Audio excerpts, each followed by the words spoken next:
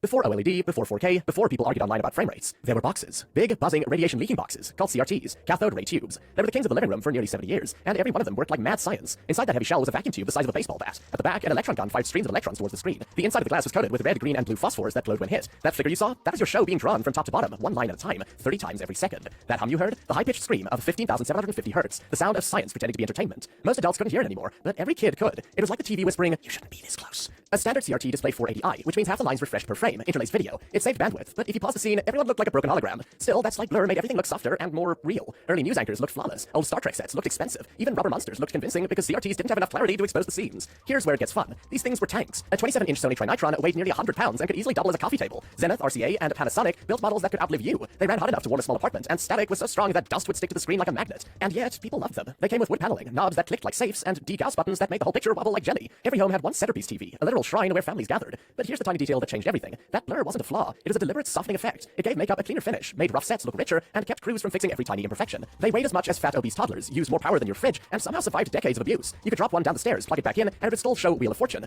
Owning a CRT didn't make you tech-savvy, it made you strong. If you managed to move one without throwing out your back, you'd officially leveled up to adulthood. 480p. The early 2000s were awkward, kind of like puberty for TVs. Manufacturers started bragging about digital clarity, but we were still watching Shrek on DVD. 480p, or enhanced definition, finally ditched interlacing. That P stands for progressive scan, meaning the whole image updated at once instead of in alternating lines. In simple terms, less flicker,